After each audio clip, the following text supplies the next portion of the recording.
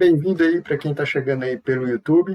Sejam muito bem-vindos. Meu nome é Thiago, eu sou pai do Miguel, sou pai de Down, né? O Miguel tem síndrome de Down. E eu tenho feito aí uma sequência de lives, né? Toda quinta-feira eu trago aí um assunto novo, trago um convidado novo. Eu não sei quanto a vocês, se você, como pai ou mãe, tem aí o costume, né, de comparar seus filhos, de fazer comparação entre o seu filho e outra criança ou entre seus filhos, né? Como que você faz essa comparação? Se essa comparação é boa ou ruim, né? O que você acha? Essa comparação é boa ou ruim? Então vamos lá. Vocês têm costume de fazer comparação dos seus filhos? Comparar seu filho com outra criança? De comparar seus filhos, né, entre eles, né, fazer comparação dos filhos entre si?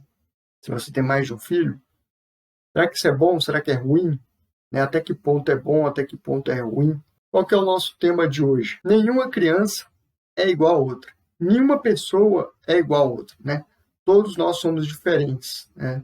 Cada um tem a sua característica, cada um tem a sua personalidade, cada um age e reage de uma forma diferente para uma determinada situação. Para uma situação igual, nós temos sentimentos e reações diferentes. Por que a gente espera, né, que uma criança seja igual a outra? Por que a gente espera que uma criança realize uma atividade igual a outra? A gente compara tamanho, peso, a atitude. Então, são comparações que a gente faz, às vezes até sem querer, né? Não é a intenção fazer esse tipo de comparação, mas acaba fazendo.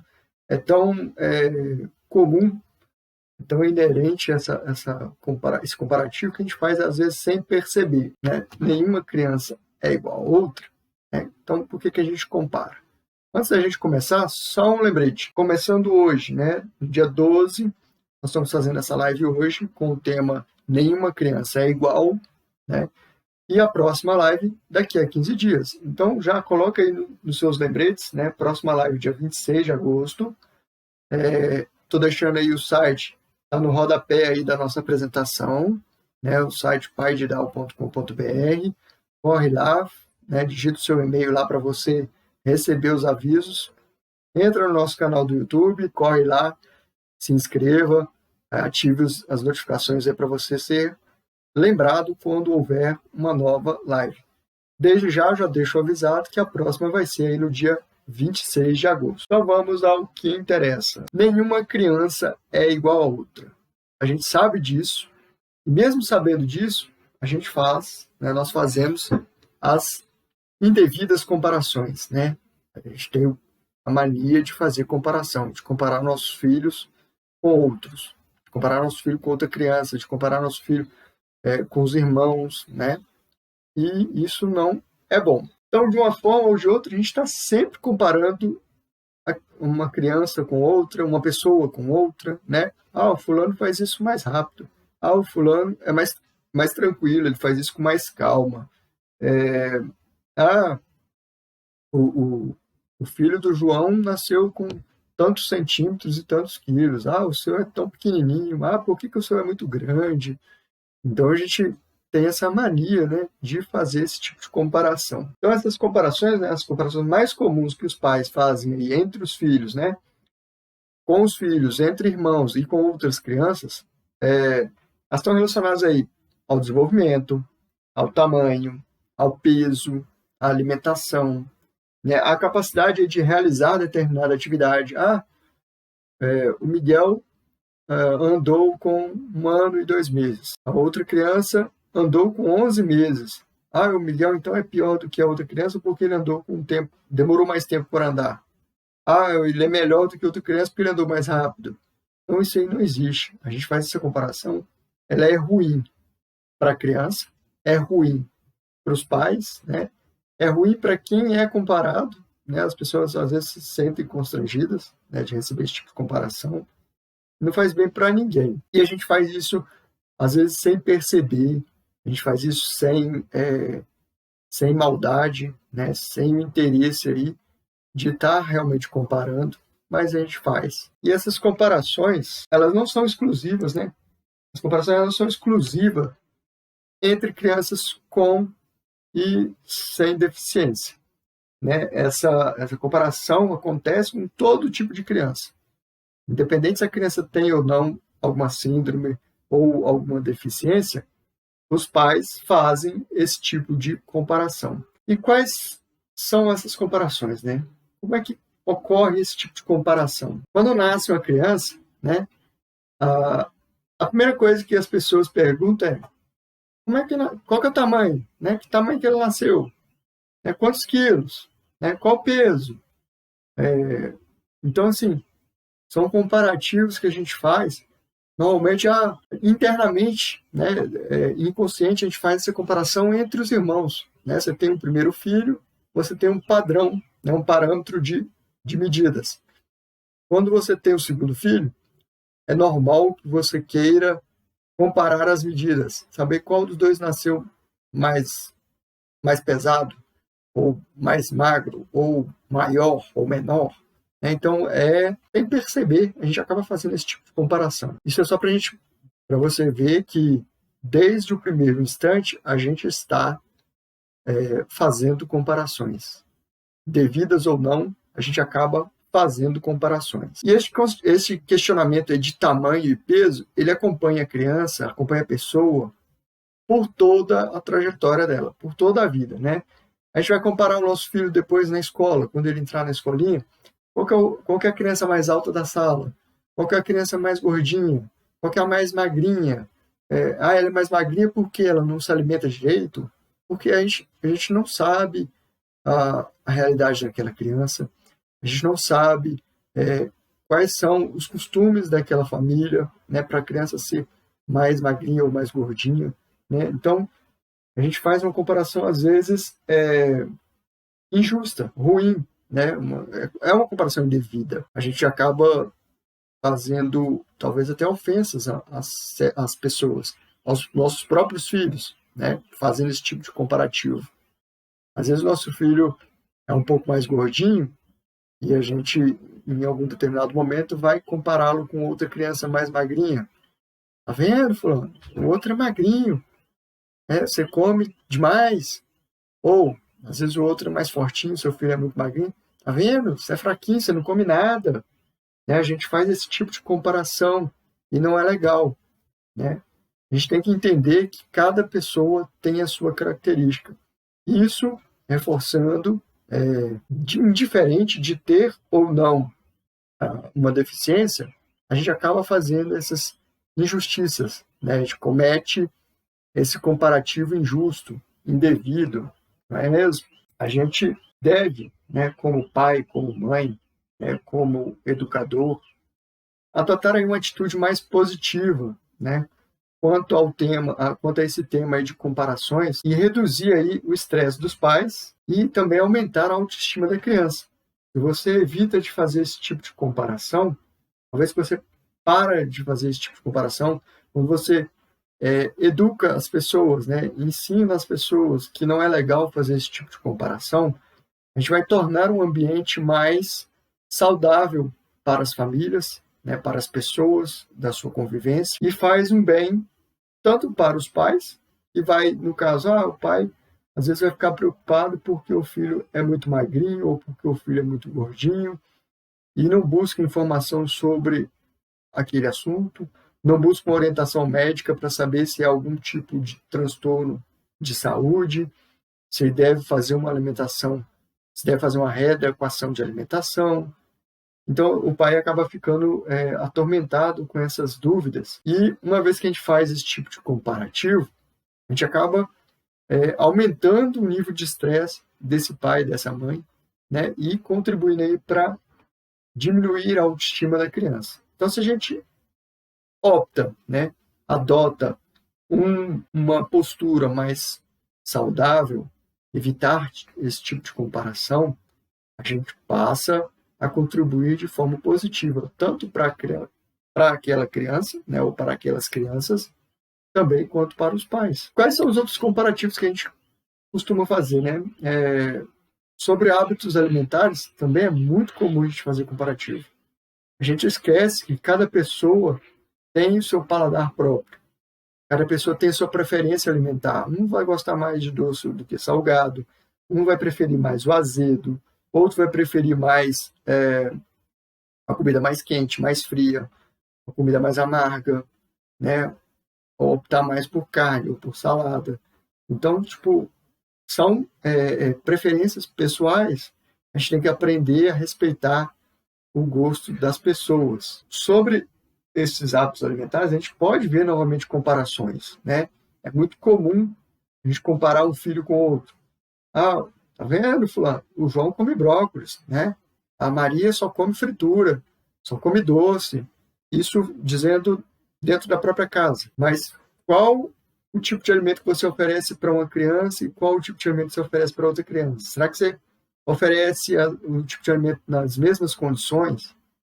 Ou se você ainda faz a comparação entre famílias diferentes, né, de condições diferentes, né, de culturas diferentes, será que é justo? Os hábitos alimentares vão estar aí diretamente relacionados com, com aquela questão do peso, né? Da criança ser mais saudável, mais magrinha ou mais gordinha. Não quer dizer que ela ser gordinha não seja saudável. Quer dizer que ela seja magrinha, ela é saudável. Então tem que entender nessa questão de saúde, procurar aí uma orientação médica, né? Uma orientação do especialista, fazer um acompanhamento mais correto e procurar dar essa alimentação equilibrada. Mas aí a gente pensa que a criança tem que comer de tudo. A gente pensa que a criança tem que comer brócolis. A criança não gosta de brócolis. A gente esquece de oferecer outro tipo de alimento que tem as mesmas propriedades nutricionais aí do brócolis. E a gente acaba criando aí uma resistência, né? Forçando a criança a comer o brócolis, porque a gente colocou na cabeça que brócolis é bom. É lógico, brócolis é bom. Mas se ela não gosta, que tipo de outro alimento que eu posso oferecer? Será que não tem nenhum outro alimento que eu possa estar oferecendo para o meu filho que supre as mesmas necessidades aí do brócolis? E traz os mesmos benefícios do brócolis? Será que realmente comer fritura, é lógico, demasiadamente vai fazer mal, mas vez ou outra é ruim? Será que eu não posso beneficiar o meu filho, né? Premiar, digamos assim, uma vez com uma comida não saudável? Então a gente faz muitos comparativos, né? De comparar uma criança com a outra, de comparar uma pessoa com a outra. Por exemplo, o Pedro come de tudo, né? Já o Matheus ele escolhe muito para comer. Eu acho que a gente tem que entender, né, que as pessoas, que as crianças, elas têm interesse, tem algumas crianças que têm interesse numa variedade de alimentos. Tem outros que vão escolher mais, né, que vão ser mais exigentes, aprendendo, entendendo que existe essa variedade, né, de interesse, existe essa variação no interesse alimentar. O nosso papel como pai e mãe, antes de mais nada, é buscar orientação, é entender, buscar um nutricionista, entender que a gente pode estar substituindo alguns tipos de alimento, está oferecendo outro tipo de alimento, já que meu filho não gosta de brócolis, eu ofereço para ele um outro tipo de alimento que vai ter o mesmo benefício. Já que ele come muita fritura, eu vou reduzir esse consumo de fritura, né? Vou oferecer um alimento mais saudável, mas posso estar oferecendo um outro tipo de alimento que também traga motivação para ele. Um salgado assado, né? Às vezes a pessoa come muito salgado frito. Vamos substituir por um assado? Ainda assim não vai fazer tão bem, mas acredito que vai fazer menos mal. Continua com essas comparações, né? A gente continua fazendo esse tipo de comparação. Então, por que eu vou forçar a criança a comer algo que ela não gosta? Né? Porque se nós, pais, também temos as nossas preferências. A gente não existe isso aí, o fulano come de tudo. A gente realmente come muita coisa, né? Experimenta uma variedade de alimentação muito grande, mas eu duvido que ele coma de tudo. Vai chegar aí um tipo de alimento que ele não vai agradar, ele não vai comer, não vai gostar. Mas primeiro ele vai fazer o quê? Ele vai experimentar, né? Ele vai fazer, vai provar aquele alimento, né, vai fazer uma prova daquele alimento para ver se realmente ele gosta ou não. Então eu não posso forçar o meu filho a comer algo que ele não gosta, né, se eu também não como tudo que me oferece. Eu vou experimentar e vou decidir se gosto ou não. Então eu acho que a gente tem que dar aos nossos filhos, né? Então o que eu posso fazer? A gente tem que dar a ele a oportunidade de experimentar de tudo, mas não forçar a comer aquilo que ele não gostou. Acho que talvez a dificuldade maior, né, é fazer experimentar aquele alimento que a criança não consumiu ainda e que ainda e mesmo assim ele já disse que não gosta. Ele nem provou. Acho que o principal ponto aí é oferecer, né, fazer com que a criança experimente, dar a ela a oportunidade de experimentar aquele alimento para que ela possa sim decidir se gosta ou não. E não a gente fazer comparação, você tem que comer o brócolis, né, eu comparar os meus filhos, Benício, você tem que comer o brócolis porque o Miguel come. Ou Miguel, você tem que comer o macarrão porque o Benício come. Então não é legal fazer esse comparativo. E o que eu não posso fazer? O que eu devo fazer é dar a oportunidade, né, incentivar meus filhos a experimentar a diversidade de alimentos. O que eu não posso fazer? Parabenizar um filho que come um tipo de alimento, né, e comparar com outro que não come. Isso aí não é bom fazer. A gente não pode parabenizar comparando, né? Fazer um comparativo de uma criança com a outra porque ela come determinado alimento e o outro não. Vamos lá. Outro ponto que é muito comum a gente fazer comparações, né? Os pais fazem comparações, principalmente quando tem recém-nascido, é comparar aí a quantidade de sono, quantidade de horas do sono, né? Agora, todas as crianças elas precisam dormir. É interessante que as crianças durmam. Já foi provado aí que horas de sono contribuem para o desenvolvimento da criança. Todas as crianças precisam dormir. E a quantidade de sono e a hora de dormir, ela vai variar bastante. Aqui em casa, por exemplo, eu vou fazer comparação. Tá vendo? É inevitável, mas vamos lá. O Benício tinha um sono muito agitado, né? Ele acordava muito, né? Ele dormia muito tarde, acordava muito cedo. A gente demorou um pouco mais de tempo para poder conseguir com que ele dormisse uma noite inteira, né? E isso, às vezes, era um dos motivos para travar aí a ideia de ter o segundo filho. Quando o Miguel chegou, ele dorme muito tarde, desde sempre. Agora são 15 para as 10, ele está acordado. Ele vai dormir 11 horas. Então, mas só qual que é o diferencial aí? Ele dorme a noite inteira desde 1 mês de idade. Com 1 mês de idade, ele já dormia praticamente a noite inteira. Por quê? Nós habituamos a dormir, a colocar ele para dormir 11 horas da noite e aceitar quando ele acordasse, aí, por exemplo, às 6 horas da manhã. Então, esse intervalo de 11 horas da noite às 6 horas da manhã é aceitável como suficiente como uma noite de sono para nós, né? Provavelmente para ele não, né, para o desenvolvimento da criança, mas as crianças, principalmente recém-nascidas, têm outros momentos de sono, né? Tem outras horas de sono. Então, recém-nascidos aí podem dormir aí de 11 a 18 horas por dia. Não sequencialmente, né? Mas durante um dia, né, a frequência de sono dele vai acumular aí um volume de 11 a 18 horas por dia. E a gente acaba fazendo esse tipo de comparação. Por que o fulano dorme mais do que o outro? Por que ele acorda cedo? Por que ele dorme tarde? Por que ele demora a dormir? Por que o sono dele é agitado? Né? Então, assim, tudo que envolve essa questão de sono, a gente acaba fazendo esse tipo de comparação. E não é legal. E dormir, né? O dormir para a criança, principalmente para os recém-nascidos, para os bebês, né? Ela é uma atividade importante aí do cérebro ao longo aí da infância. Pesquisas já comprovaram que durante o sono a criança continua se desenvolvendo. né? Aquele momento ali que ela está em repouso, né? Está dormindo, o organismo está continuando o processo de desenvolvimento. O crescimento, a gente sabe que é dado aí durante o sono, o nosso corpo está em repouso, a atividade celular responsável pelo crescimento está em ação. Mas a gente fica comparando o sono das crianças, né, principalmente dos filhos, fica incomodado com que hora que o filho dorme, com que hora que o filho acorda.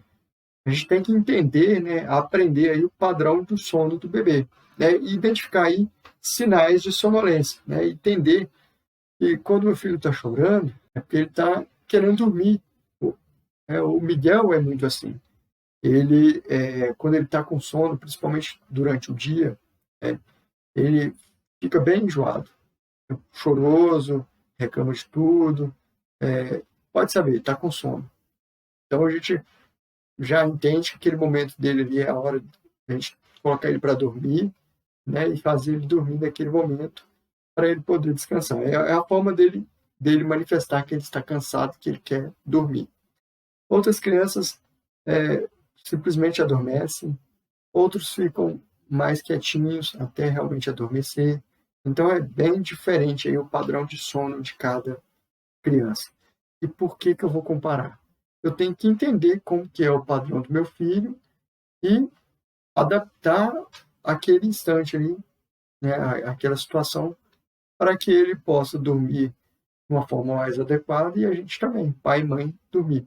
É muito comum aí os pais, né, de primeiro filho, né, sofrer aí com o estresse do sono, né? A criança não dorme, a criança acorda toda hora, a criança quer mamar, a criança tem que trocar fralda. Então, tem vários motivos aí que fazem com que o filho acorde durante a noite. Então a gente tem que entender, né, que os nossos filhos eles têm padrões diferentes de sono. Cada criança tem o seu padrão, o seu jeito de dormir. Então não adianta a gente ficar comparando. Não adianta a gente ficar querendo que um filho tenha o mesmo comportamento do outro. São pessoas diferentes, são crianças diferentes. Não há por que fazer esse tipo de comparação. Hoje, pessoal, o nosso tema aqui, para quem está chegando agora, as crianças são diferentes, né? As crianças não são iguais. Inconscientemente, ou às vezes até imperceptivelmente, a gente acaba comparando uma criança com a outra. Quem tem mais de um filho acaba comparando o segundo filho com o primeiro, né? Em determinadas atitudes, né? Relacionadas, por exemplo, a forma como ele se alimenta, né? Os gostos alimentares, a forma como ela dorme, né? O horário de dormir, o horário de acordar, como que é o sono, né? O evento do sono, digamos assim, né? Do momento que ela adormece até o momento que ela acorda, é um padrão de sono, digamos assim. A gente compara tamanho, né? Por que o meu filho João é maior do que o meu filho Pedro? Por que o meu filho Pedro é mais gordinho do que o João? Por que o Pedro é mais magrinho? Então, são comparações que a gente faz. E logo no início, uma das coisas que eu falei bem no início, e pode ter certeza, todo mundo vai falar que sim. Quando nasce uma criança, qual é a primeira coisa que a gente pergunta? A primeira coisa que a gente pergunta é quantos quilos ele nasceu, qual o tamanho? Acho que essa é a pergunta clássica, né? Todo mundo faz essa pergunta. Mas qual que é o intuito? A gente acaba levando isso aí com modo de comparativo. O Miguel nasceu com 45 centímetros, com 52 centímetros. O Benício nasceu com 54. Para que eu quero essa informação? É para comparar. Mas vou comparar para quê? Não tem finalidade nenhuma. Não tem fundamento nenhum. Isso aí acaba sendo ruim para os próprios pais. A gente acaba criando um problema para a gente mesmo. E isso mesmo, né? O pessoal está falando aqui que quando só tem um filho, você acaba comparando com o filho do vizinho. Você compara com um sobrinho, você compara com um primo, né? Você vai comparar com outra criança. Isso é inevitável, a gente acaba fazendo. Não quero dizer que é certo ou que é errado. Eu acho que é uma situação, às vezes, chata, né? Ruim. Mas não posso dizer que é certo ou errado, né? Mas talvez se a gente evitar esse tipo de comparação, né, a gente acaba criando um ambiente mais saudável ali para aquelas crianças. Um outro ponto aí que a gente acaba comparando muito E essa semana mesmo eu acabei fazendo esse tipo de comparação entre os meus filhos. A criança, tem criança que vive doente, tem criança que adoece muito, tem outras que tem uma saúde muito boa, né? Tem poucas ocorrências aí na saúde. Estou falando de não fazer comparações, mas eu vou fazer comparação aqui para ilustrar. O Miguel, meu filho mais novo, que tem síndrome de Down, essa semana, há uns 10 dias aí, ele vem tendo aí sintomas de gripe, né? Nariz congestionado, tossindo, né? Reclamando muito, né? Sabe que ele está sentindo algum incômodo, né? Então ele está bem gripadinho. Lembrando aqui do Benício, que é o meu filho mais velho, a gente acabou fazendo essa comparação essa semana, por quê?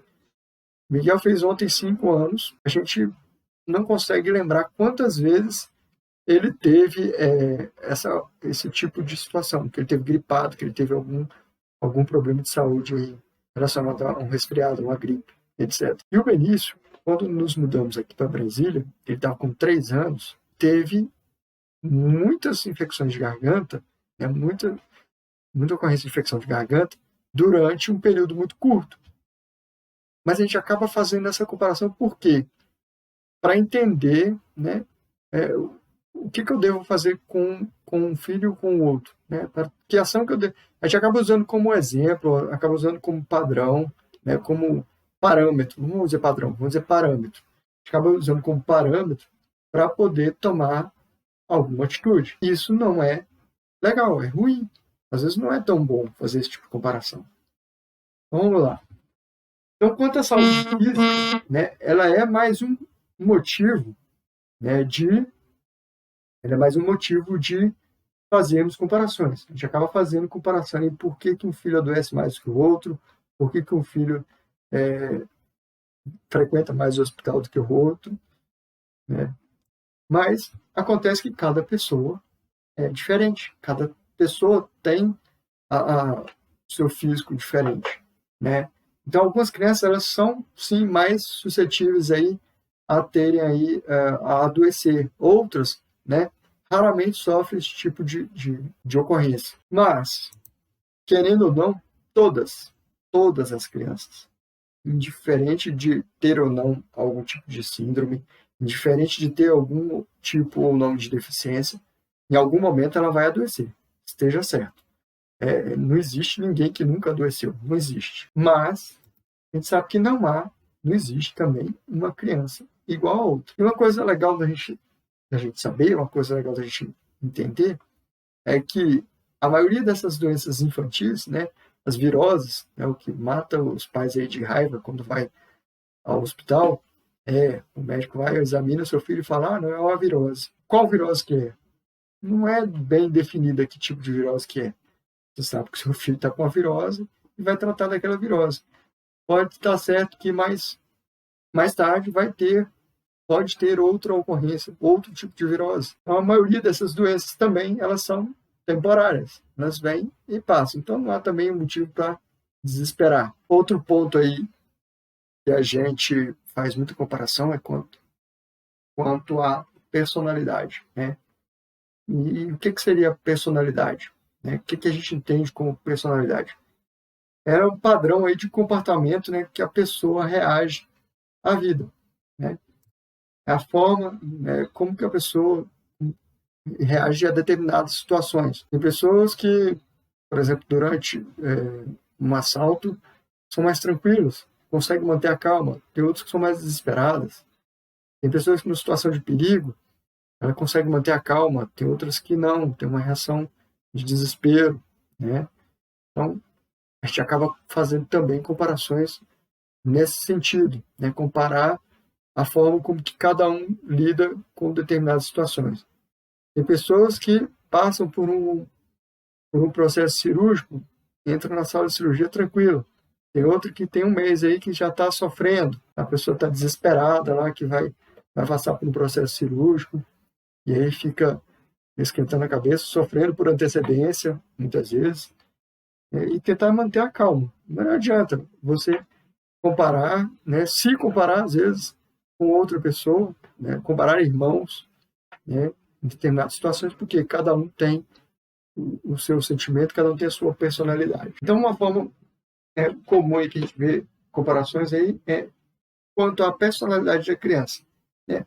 Tem criança que é mais tranquila, tem crianças que são mais agitadas, tem criança que consegue sentar e brincar sozinha, tem criança que quer tudo para ela, né? Vai fazer, quer se envolver em todas as brincadeiras, quer brincar de tudo ao mesmo tempo, na mesma hora que está com a bola, quer um peão, na mesma hora que está assistindo um desenho, quer trocar o canal da televisão, às vezes não para, né, com o canal quieto, está sempre trocando. A gente percebe logo cedo, né, qual que é a personalidade de cada criança. Tem criança que é mais, vamos dizer assim, mais amorosa, mais tranquila, tem outros que são mais bravas, né, mais brigonas, mais briguentas, sei lá, não sei o certo é a palavra. A gente consegue perceber desde cedo esse tipo de característica, né, como que seu filho é. E a gente vai comparar, né? Lembrando aí, quem tem mais de um filho, vai comparar o primeiro com o segundo filho. Ah, ele é mais tranquilo, né? O meu filho mais novo é mais tranquilo que o mais velho. Meu filho mais velho, ele é mais agitado. Ou às vezes, quem tem casal, né? Menino e menina. Ah, o meu filho é mais tranquilo e ainda complementa, né? A pessoa às vezes coloca a característica, ele é mais tranquilo porque é menino. É mais agitado porque é menino.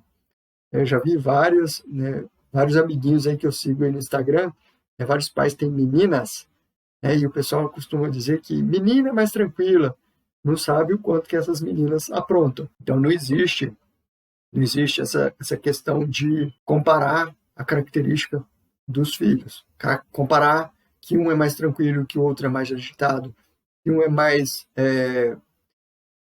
emocional, o outro é mais razão, né? Um quer tudo no choro, quer ganhar tudo no grito, o outro é mais tranquilo, consegue negociar com mais calma. Então, são características diferentes de cada pessoa. E percebem que não é porque um tem deficiência intelectual e o outro não. É porque somos diferentes. Então, por que a gente, às vezes, rotula, né? No caso da criança com síndrome de Down, por que é muito comum a gente ouvir, né, principalmente eu ouço muito as pessoas falar, o Miguel, ele é muito amoroso, é muito tranquilo, porque ele tem síndrome de Down. Ou às vezes, não, o Miguel ele é muito inquieto, né? É muito agitado, porque ele tem síndrome de Down. E não é isso, né? Eu acho que é uma personalidade da criança, ele é mais tranquilo para algumas coisas, é mais agitado para outras coisas, e também o meio em que ela é criada. Se a criança é criada num ambiente muito conturbado, aquela característica dela de ser agitada vai se desenvolver mais do que a característica de ser mais tranquila. Então, cada um ele tem um desenvolvimento específico, isso mesmo. Cada um é diferente. Eu acho que é uma característica que já nasce com a pessoa. Além disso, é uma característica que pode ser influenciada no meio em que ela vive. Mesmo a gente sabendo aí que cada criança é única, né? Cada situação é única, a gente às vezes é possível classificar, né, em algumas características onde a gente consegue perceber esse padrão, né, de personalidade. Então eu separei aqui alguns só para a gente dar um pouco mais de relevância nesse assunto. Então, quanto à personalidade da criança, uma das características, né, que a gente pode estar agrupando é relacionada ao nível da atividade. Isso aí, colocando uma situação nossa, né? Pensando nesse ponto, nós tínhamos uma expectativa muito grande em relação ao Miguel na escola, né? De ele iniciar na vida escolar e poder se relacionar com outras crianças, né? Relacionar com crianças da idade dele, né? Porque aqui ele tem o irmão dele, tem o relacionamento deles, mas são idades diferentes, né? São momentos diferentes, e até então ele não tinha a oportunidade, não havia tido a oportunidade de conviver com outras crianças da idade dele. Então a gente estava com essa expectativa da escola, né? Foi interrompida no ano passado e a gente acabou voltando esse ano, né, para a escola. E tem sido uma experiência muito boa, né, o convívio social. Só fazendo um parênteses aí, essa semana ele chegou, uma das nossas maiores preocupações é quanto à fala dele, que só agora que está sendo mais desenvolvida, né? Mas ele chegou essa semana e contando uma história mirabolante. Ah, o João bateu no Igor na cabeça e não sei o quê. E assim, outros motivos a gente ficaria preocupado. Nossa, teve briga das crianças, né? Teve uma confusão entre as crianças. Mas, por outro lado, a gente ficou muito feliz de perceber, né, de entender que ele percebeu o que estava acontecendo, dele saber reproduzir o que aconteceu, né, de trazer para casa, né, que aconteceu algo diferente na escola, que teve algo que ocorreu entre os coleguinhas, né, e houve vamos dizer, uma treta entre os coleguinhas. Então ele soube passar isso, foi um motivo para a gente de muita felicidade, né, um motivo de muita alegria, porque a gente percebeu que ele está entendendo o que está passando, né, ao redor dele.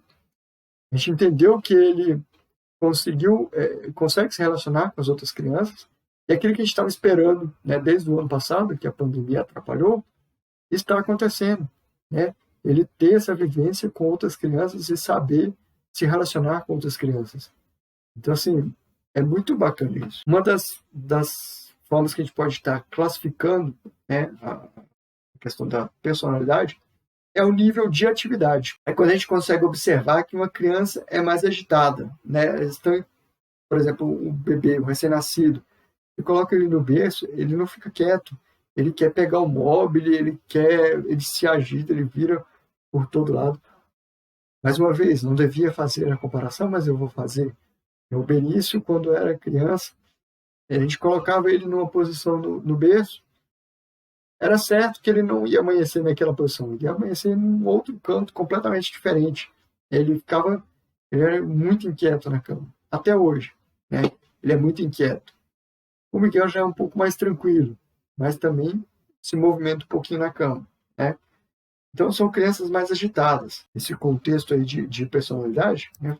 Então, quanto ao tipo, né, quanto ao nível de atividade, a gente consegue observar que umas crianças são mais agitadas do que a outra, e outras são mais tranquilas, né?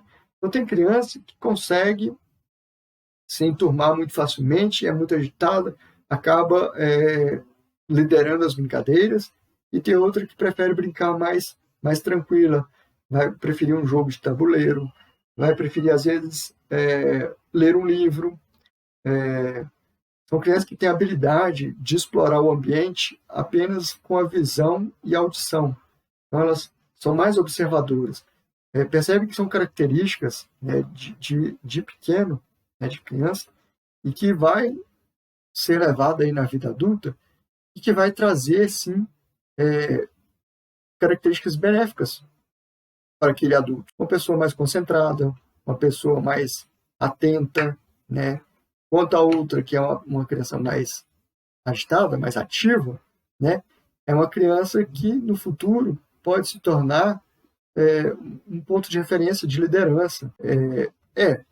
Nesse caso, a comparação é válida para mostrar, né? Para a gente, às vezes, ensinar, né, o que é certo, o que é errado. Sim, é válido fazer esse tipo de comparação. Né? Mas na questão aqui de comparação que não é válida, você ter uma criança muito agitada, que é a característica dela, e outra que é mais tranquila, que é a característica dela. Não adianta a gente querer forçar, né, que a criança agitada fique mais tranquila. A gente não vai conseguir manter aquilo ali por muito tempo. E a gente vai acabar percebendo que a criança não está sendo verdadeira, que ela não está sendo ela. E também a criança que é mais tranquila, não adianta a gente exigir dela que ela seja mais proativa, que ela realize as tarefas com mais agilidade. Ela não vai fazer. É dela ser mais tranquila. Ela vai fazer com mais calma, vai fazer com mais paciência, ela vai observar mais. Não adianta a gente querer moldar ou mudar a criança de comportamento. É dela. Então, quanto à personalidade, a gente pode classificar e categorizar em nível de atividade, né? Perceber como que é o nível de atividade de cada criança, né? É mais agitada ou é mais tranquila. Outra categoria que a gente pode abrir aí é a intensidade da reação, né? Qual que é a intensidade de uma reação? A forma como a criança vai expressar aí as suas emoções, né? Algumas crianças, elas reagem com maior intensidade à emoção, principalmente quando são contrariadas, né? Quando não conseguem aquilo que querem. Então, a criança vai fazer birra, ela vai chorar, ela vai explodir, né, naquele momento, vai gritar, vai falar alto. Também na questão de quando ela está feliz, né? Uma criança que tem a intensidade na reação, né, muito alta, quando ela percebe algo muito engraçado, percebe algo muito divertido, ela vai extravasar no máximo também. Ela vai gargalhar, ela vai, né, da mesma forma, gritar, vai ficar bem eufórica, né? A euforia dela vai estar no máximo, vai estar no nível máximo. Enquanto outras crianças, né, elas têm reações, né, com intensidade mais baixa. As crianças que têm a intensidade de reação mais baixa, elas são crianças mais tranquilas, né? São crianças com a característica de serem mais amáveis, mais tranquilas, um sentimento mais calmo. Então, são duas características, né, da intensidade de reação. Como que é a capacidade de reação da pessoa? Mais explosiva ou mais comedida? Então, são esses dois tipos de intensidade de reação que a gente pode observar. A outra categoria que a gente pode colocar é a persistência, né? A persistência, ela faz parte da personalidade da pessoa, da criança. Então, tem criança, tem pessoa que ela é mais persistente. Os persistentes, eles conseguem atingir seus objetivos, né? Por quê? Eles insistem, eles prosseguem até o fim. Enquanto ele não atinge o objetivo, ele não para. Ele vai tentar, se não deu certo de uma forma, ele tenta de outra, até que aquele objetivo seja alcançado. E a criança que não persiste é aquela que desiste e parte para outra atividade. Encontrou um obstáculo, não está difícil, beleza, vou fazer outra coisa. Dispersa. A criança acaba dispersando, né? A pessoa acaba dispersando e mudando o foco para outra atividade. Ela não emprega energia, né, para realizar aquela atividade. Ela simplesmente abandona e muda de objetivo. É interessante observar aí, nesse caso, a persistência ela está relacionada ao período de atenção, né? Quanto tempo aquela pessoa, aquela criança desprende de atenção para determinada tarefa. Se a pessoa consegue manter o foco numa atividade e conclui aquela atividade, né, durante o período de realização, a persistência dela pode ser medida aí em um nível. Agora, se a criança dispersa facilmente, muda o foco e troca de atividade, né, o período de atenção dela é muito curto. Ela não consegue focar naquele momento, não consegue focar naquela atividade. Então, ela dispersa mais facilmente, ela muda o objetivo mais facilmente e não conclui muitas atividades. É característica da criança. Mais uma vez, indiferente de ter ou não uma deficiência intelectual, uma deficiência física, são características de personalidade de cada criança, de cada pessoa. Então, isso muda conforme a personalidade da criança. E nessa questão de comparação, né, nenhuma pessoa é igual a outra, a gente não tem como insistir ou exigir que o fulano seja persistente. A gente pode até solicitar que ele continue, que ele empregue mais energia naquela atividade, mas exigir que ele realmente seja muito difícil, é bem improvável. A reação, né, diante de novas pessoas, né? Quando seu filho conhece uma nova pessoa, quando ela é apresentada para uma nova pessoa, como que ela reage? Ela se demonstra receptividade por aquela nova pessoa, ou ela se esconde, ou ela procura fugir daquele encontro, fugir daquela apresentação. Como que ela reage? O que é o comportamento dela? Então, a gente tem duas situações bem distintas. Algumas crianças, elas são mais expressivas, né? E desde o primeiro contato, ela vai interagir bem aí com o novo conhecido. E tem outras crianças, né? Tem outro tipo de comportamento são as crianças completamente tímidas, né? Tem aí uma timidez, talvez um nível de timidez, e se ela pudesse esconder, ela vai se esconder, né? Para evitar aquele primeiro contato, ela vai esconder. Ela não vai facilitar aquele primeiro contato. Então, mais uma forma da gente categorizar aí a personalidade da criança. Uma criança que tem mais facilidade de receber, né, um novo conhecido, né, fazer novos amigos, e aquela criança que é mais tímida, mais retraída, vai ter um pouco mais de dificuldade para aceitar aquele novo conhecido, né? Uma outra característica é a adaptação ao novo ambiente, né? Essa característica ela pode ser muito bem observada, né, quando a criança inicia aí a vida escolar. Quantos de vocês, né, quando levou seu filho aí, né, primeiro dia de escola, primeiro ano, primeira semana, não se deparou com as duas, né, situações diferentes? Crianças que choram desesperadamente querendo o pai e a mãe, que não querem ficar na escola, querem voltar com o pai e a mãe.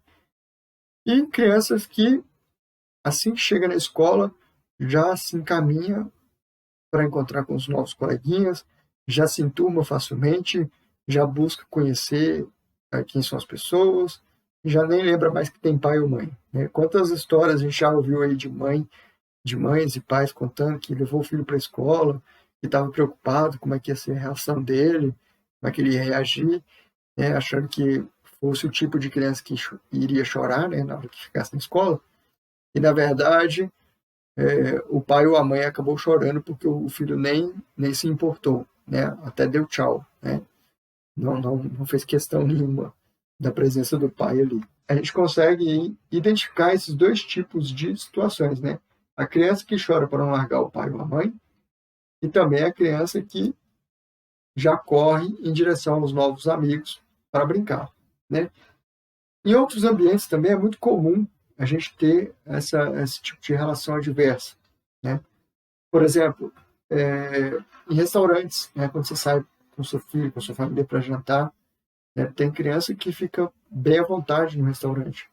Tem outras crianças que aquele ambiente incomoda, né? Que é um ambiente que não agrada.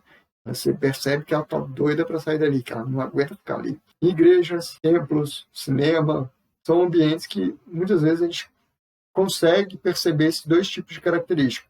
A pessoa que se adapta àquele ambiente, né, e a pessoa que não gosta de estar ali, que não se sente bem, que quer o mais rápido possível sair daquilo ali. Então é a característica de adaptação do ambiente. A gente acaba moldando isso aí, a gente acaba, né, aí não é o pai ou a mãe, é a própria pessoa, é a própria criança, né, que vai construindo aí uma personalidade mais menos tímida. A timidez continua aí dentro, né, mas você consegue, né, talvez se adaptar aí ao novo ambiente com mais facilidade ou com menos sofrimento. Existem aí muitos outros exemplos, né, de comportamento que a gente poderia falar, né? A gente falou aí da questão de se adaptar ao ambiente, de conhecer novas pessoas, de ser mais agitado ou menos agitado. Mas eu acho que, com base nesses que a gente falou, né, a gente consegue perceber que as crianças, né, que as pessoas têm personalidades diferentes. Cada um tem o seu tipo de pensar, sua forma de pensar, sua forma de agir, né? E a gente tem que entender, né, o pai ou a mãe, entendendo a personalidade da criança, a gente vai conseguir a gente consegue, né, nesse caso, entender e compreender o comportamento dos nossos filhos. Entender por que o fulano age de tal forma em determinada situação e o outro filho age de forma diferente na mesma situação, né? Agora, entender, né, que cada criança tem seu comportamento, a sua personalidade diferente, não quer dizer que a gente é obrigado a aceitar a síndrome da Gabriela, né? Nasci assim, cresci assim, vou morrer assim. Não existe isso. A gente tem que fazer valer da nossa responsabilidade de pai e mãe, né? Saber, compreender que cada criança tem a sua personalidade, Ela não vai eliminar aí a nossa responsabilidade de ensinar o que é certo ou errado. Não vai eliminar a nossa responsabilidade de educar nossos filhos. Mas ajuda a entender o comportamento de cada um, né, deles. Na questão de personalidade, aqui a luz no fim do túnel, pode sim ser valioso perceber que algumas características que a gente não gosta dos nossos filhos sejam características úteis para ele no futuro, né? Por exemplo, uma criança muito intensa, muito agitada, com o desenvolvimento escolar dela, com a formação da personalidade daquela criança, né, pegando aquilo que ele tem de bom em intensidade, é bem provável que no futuro ela seja um adulto bem criativo, né, bem entusiasmado. Então vai fazer um trabalho muito bem feito, e vai querer sempre fazer o melhor, vai fazer sempre com gosto, né, vai gostar de fazer aquilo que ele está fazendo. Então são características de pessoa agitada, né, de criança agitada, e que no futuro, por que não ser uma característica boa para aquela criança. Em outro ponto, né, as crianças que são mais tranquilas, mais calmas, né, mais lentas para realizar determinadas atividades, para aceitar novas pessoas, novas situações, elas se tornam adultos mais atenciosos, né, adultos mais preocupados com o outro, né, saber como que o outro se sente, né. São crianças, né, que vão se tornar adultos com mais empatia, né. Muitas vezes a pessoa que é muito tímida, né, no caso da nossa amiga aí, eu tenho certeza, né, ou é bem provável que hoje você se preocupa muito com outra, quando vê uma outra criança tímida. Você se preocupa muito em colocar ela em uma situação mais confortável. Você consegue perceber que ela está em uma situação desconfortável e tenta logo ajudar aquela pessoa, tenta logo ajudar aquela criança para tirar ela daquele desconforto. Desde já agradeço aí a presença e a participação de vocês. Lembrando que a nossa próxima live vai ser no dia 26 de agosto e no dia 28, vai ser um sábado pela manhã, eu vou estar participando aí de um evento, né, de um congresso internacional, e assim que eu tiver o link desse congresso, eu vou também disponibilizar para vocês. Eu vou participar de uma palestra falando sobre a acolhida e rejeição. Então, juntamente com outros pais, a gente vai participar aí desse evento. É o primeiro congresso internacional voltado aí para essas questões de inclusão social, de deficiência intelectual, de deficiência física, de convivência familiar. Então vai ser um evento bem bacana. Eu vou postar mais sobre ele aí para vocês se interarem mais. No mais, obrigado aí e uma boa semana, um bom fim de semana já antecipado para vocês.